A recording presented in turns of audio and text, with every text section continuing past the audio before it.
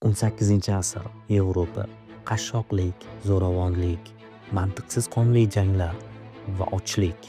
Bularning barchasi O'rta asr Yevropasi uchun odatiy hol hisoblanib qolgan edi. Siz esa yaxshiroq hayot izlash maqsadida g'arb tomon otlandingiz. Bu yerda sizni tillalar va yeguliklar tugamaydigan yangi dunyo deb ataluvchi maskan Amerika kutmoqda. Lekin safar siz o'ylaganingizchalik oson emas. Qaroqchilar deganda hayolingizga birinchi bo'lib nimalar keladi? Balki bir oyoqli kapitan yoxud yelkasida to'tisi bor qari chol. Shundaymi? Yoki quvnoq Rojerdir. Unday bo'lsa, bularning barchasi xato va qaysidir ma'noda to'g'ri. Haqiqiy qaroqchilar qanday bo'lganligini bilmoqchimisiz? Unda videoyimizga yaqinroq o'tiring va bizga obuna bo'ling. Biz esa boshladik.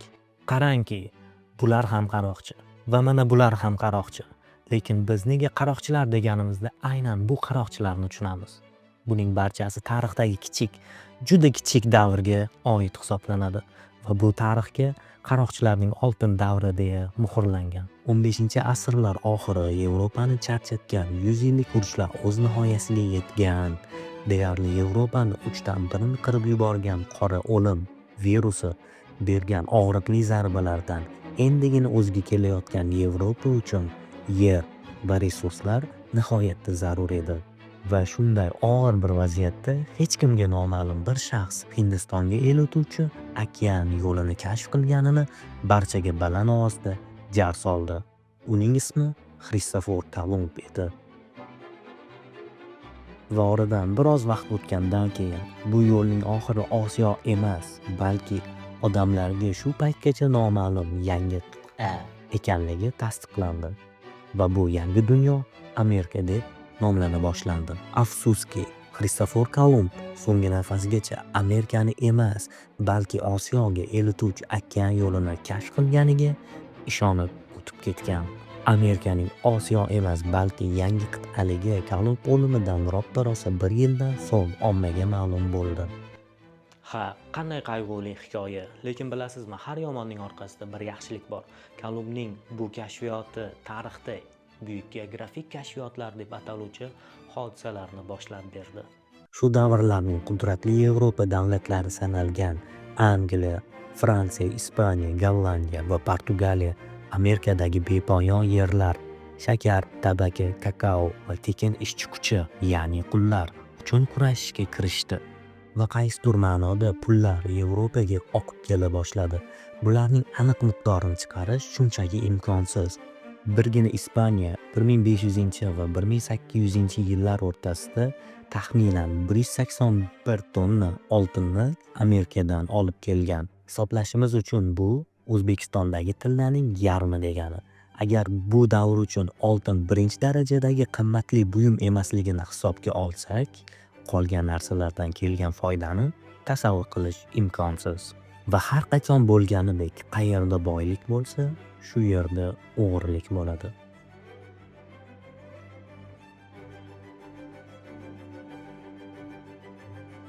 Qaroqchilik juda mashaqqatli kasb bo'lgan. Sizning joningizga hech kim garov bermagan. Istalgan paytda qonli janglar bo'lishi yoki ochlikdan o'lib ketish ham oddiy hol bo'lgan.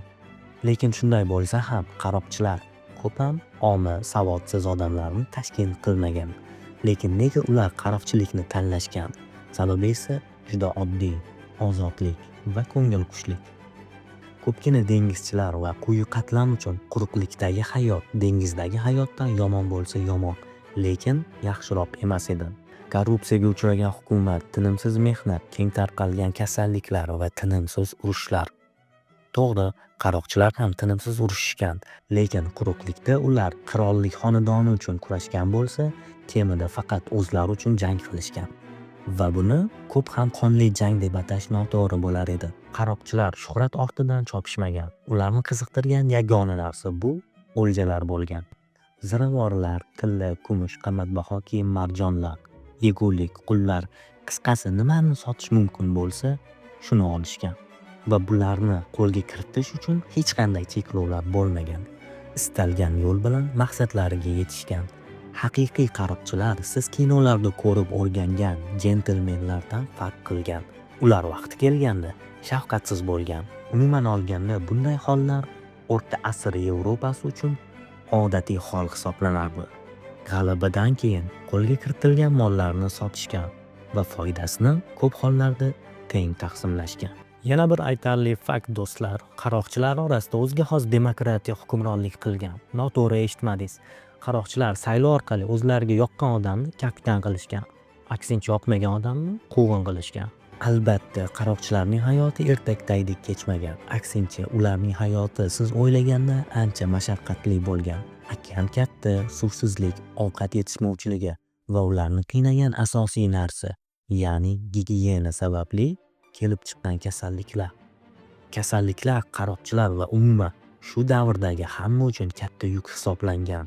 Kinolarda ko'rgan oyoq protezlar va qo'ldagi ilgaklar haqiqatdan uzoq emas. Qo'l yoki oyoqdan yaralangan qaroqchilar ko'pincha infeksiyani oldini olish uchun bu a'zolari bilan xayrlashishga majbur bo'lishgan. Ko'p qaroqchilarning karyerasi o'rtacha 10 yil davom etgan.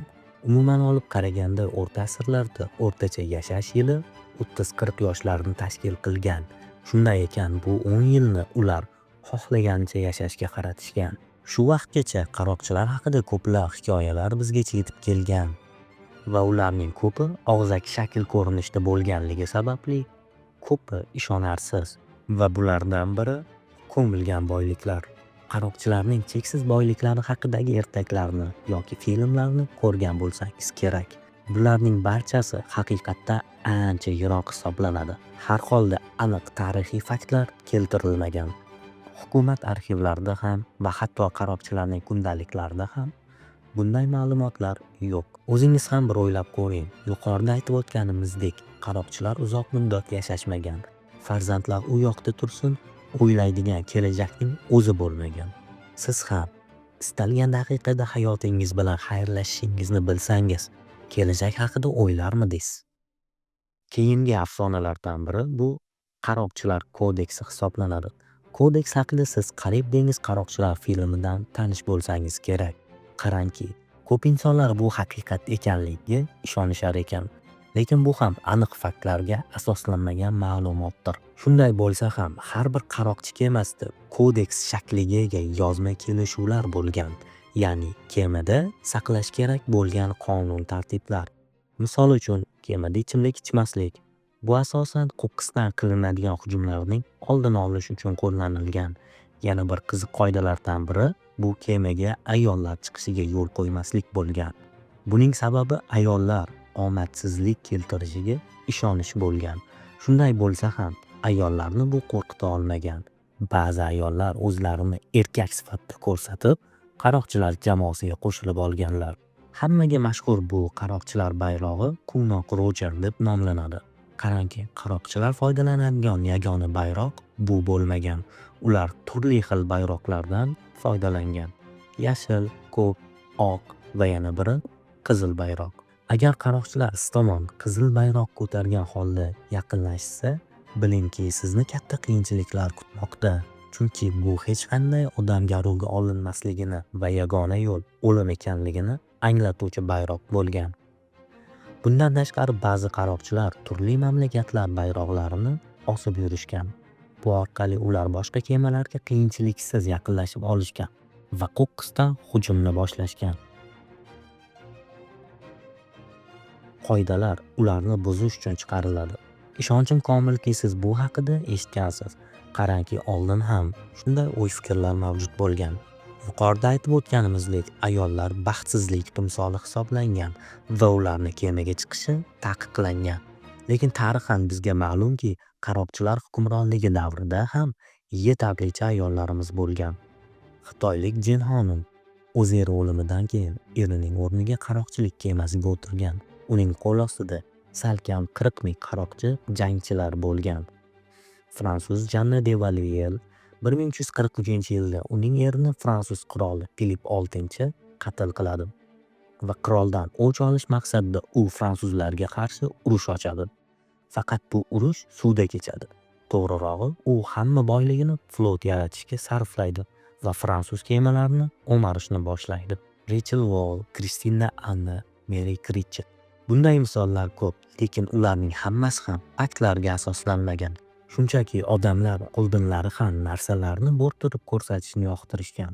Xuddi bizning keyingi qahramonalarimiz kabi. 1720-yil noyabr ingliz dengiz kuchlari Jack Raychem deb tanilgan mashhur qaroqchini qo'lga olishadi va qo'lga olinganlar orasida 2 ayol borligi aniqlanadi. Avvaliga ularni qaroqchilar tomonidan qo'lga olingan mahbusalar deb o'ylashadi, lekin keyinchalik ular ham qaroqchi ekanligi oydinlik kiritiladi va qatlga hukm qilinadi. Keling, bu ikkisi haqida yaqinroq gaplashamiz. Anne Bonny boy oilada o'sgan erkak qiz. Otasining qistovlariga qarshi chiqqan holda oddiy matros bilan Karib orollariga qochib ketadi. Va qarangki, oradan ozgina vaqt o'tgach, ikki sevishgan ajrashishadi. Keyinchalik Anne Bonny Jack Raychem degan qaroqchi bilan tanishib qoladi va o'zini Raychem qaroqchilar safiga olishni so'raydi. Raychem ham haqiqiy jentlmen sifatida bechora ayolning iltimosini yerda qoldira olmaydi va uning jamoasiga qo'shishga majbur bo'ladi. Faqat bir shart evaziga. Anne Bonny boshqa jamoalarga o'zining ayol ekanligini bildirmasligi kerak edi. Shu bois u erkaklar kiyimini kiygan va erkaklar timsolida yurgan. Oddiy kunlarning birida Raychem qaroqchilar juda shijoatli qaroqchi bilan to'qnash kelishadi. Uning botirligidan hayratda qolgan Raychem uni o'z jamoasiga taklif qiladi va u rozi bo'ladi. Anniga esa bu navqiron yosh yigit yoqib qoladi. Lekin keyinchalik ma'lum bo'lishicha, bu navqiron yosh yigit Mary Reed ismli qiz bo'lib chiqadi. Bunday sevgi tarixi faqat kinolarda uchrashi mumkin deb o'ylashingiz mumkin. Lekin bularning hammasi uydirma hisoblanadi yoki shunchaki bo'rttirib ko'rsatilgan hikoya. Nima bo'lganda ham ular haqidagi yagona qo'lyozma qaroqchilarning umumiy tarixi deb nomlanuvchi hikoyalar to'plamidir. Kitobning muallifi bizga hozirgacha noma'lum, lekin katta ehtimollar bilan uni Defoe yozgan deb sanaladi. Daniel Defoe qanday kitoblar yozishni o'zingiz ham bilsangiz kerak. Ular haqidagi yagona ishonchli informatsiya bu ingliz sudi keltirgan ism va o'lim haqidagi ma'lumotlar hisoblanadi. Ularning hayoti, erlari, yillari shunchaki bo'rttirib ko'rsatilgan. Xuddi hozirgidek oldinlari ham odamlar shunday hikoyalarni sevib o'qishgan. Yozuvchilar esa o'z kitoblarini sotish maqsadida qandaydir ma'lumotlarni kichikkina oshirib yozishni yaxshi ko'rishgan. Eng qizig'i va shu bilan achinarlisi, hozirda ba'zi blogerlar ham hayp maqsadida bu hikoyani fakt sifatida ko'rsatishadi. Keling, endi tarixiy dalillarga asoslangan faktlarga o'tamiz. Qora soqol. U o'z karyerasini Britaniya imperiyasi davrida xususiy askar yoxud praviter sifatida boshlagan, ammo uning karyerasi uzoq vaqt cho'zilmadi. 1713-yil Utrecht shartnomasiga binoan Angliya va Fransiya o'rtasida urush rasman tugadi. Shu bilan birga Tichning karyerasi ham. Shundan so'ng uning oldida ikki yo'l qoldi. Birinchisi matros bo'lib, hayotini qayg'u va ochlikda o'tkazish va oxir-oqibat hayotdan ko'z yumish. Ikkinchisi bo'lsa, qaroqchi bo'lish va qo'ldan kelgancha ko'proq yashashga harakat qilish. U ikkinchisini tanladi. 1718-yil birinchi yarmida Qora soqol o'zining qudratining cho'qqisiga erishdi. Odamlarni Qora soqol bilan jang qilish u yoqda tursin, uning birgina ismi dahshatga solar edi. Bunga yetarlicha sabablar bo'lgan. Qora soqol o'zi uchun dahshatli persona yarata olgan celebritylardan hisoblanardi. Jismonan baquvvat, uzun bo'yli, keng yelkali va qora soqol esa shunchaki hamma narsalarni to'ldirib turar edi. Ba'zi manbalarda keltirilishicha, Qora soqol jang paytida o'z soqollarini xuddi sigaretdek tutatib olar edi. Undan chiqqan tutun esa dushmanlarni shunchaki dahshatga solardi.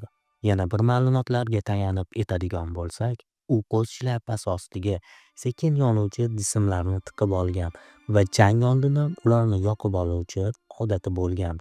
Undan tashqari u o'z yelkasiga naqd 6 to'pponchani osib olardi. Aynan shular Qora soqolni boshqa qaroqchilardan ajratib turuvchi jihatlari bo'lgan. Hattoki uning o'limi ham g'ayrioddiy ravishda sodir bo'lgan. Qorasoqol 1718-yil 22-noyabr kuni ertalab leytenant Robert Maynardga qarshi jangda vafot etadi. U qonli jangda 5 marta yarador bo'ladi va 20 marta pichoqlanadi. Uning boshi bo'lsa boshqalarga o'rnak sifatida dunyo bo'yicha kema ustida osib qo'yilgan holda aylanadi.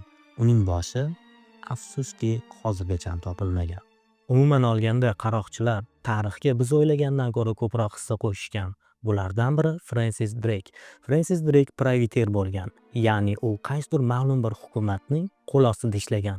Fransis Drake bo'lsa Angliya qo'l ostida turli mamlakatlarga ekspeditsiyalar uyushtirgan. Xo'p, ularning hukmronligi qay tarzda o'z yakuniga yetdi? 1720-yil oxirlariga kelib qaroqchilik davri sezilarli darajada darz keta boshladi. Ommaviy qatl qilishlar, to'xtovsiz janglar sababli ko'plab qaroqchilarning hayoti yakuniga yetdi. Qo'shimchasiga Ingliz hukumati qaroqchilarga amnistiya e'lon qildi. Shu va boshqa sabablarga ko'ra qaroqchilarning hukmronlik davri qisqa vaqtda o'z yakuniga yetdi. Bilasizmi, hech qachon kuch ishlatish va zo'ravonliklarni oqlamaganman. Lekin ba'zi odamlar ko'p jinoyatchilarga va qotillarga qandaydir muxlislik bilan qarashadi va bu ahmoqlik. Xuddi shunday voqea oltin davr qaroqchilari bilan sodir bo'lgan. Aynan shu davrdagi qaroqchilar qandaydir kultga aylana oldi va ular haqida ko'plab filmlar, o'yinlar, multfilmlar, animelar va hokazolar paydo bo'ldi va haligacha davom etib kelmoqda. Lekin nega aynan ular?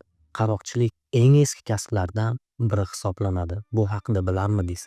Eramizdan avvalgi asrlarda ham qaroqchilar bo'lgan va hozirgi paytda ham qaroqchilar talaygina topiladi. Lekin nega aynan ular mashhurlikka erisha olishdi? Buning sababi deb ularning ideologiyasi va tanlagan yo'li keltiriladi. To'g'ri, ular qotillik qilishgan, talashgan, o'g'rilik qilishgan. Lekin bunday narsalar u davr uchun oddiy hol edi. Qaroqchilar bo'lsa, buni stil bilan qilishgan. Shu va boshqa sabablarga ko'ra qaroqchilar hukmronligi qisqa davr ichida o'z yakuniga yetdi. Videomiz sizga yoqqan bo'lsa, unga like bosing va bizga obuna bo'ling. Va qaroqchilar haqida qanday fikrdasiz? Ularni kommentlarda yozib qo'ying. Sizlar bilan Ramziddin bo'ldi. Keyingi videolarda ko'rishguncha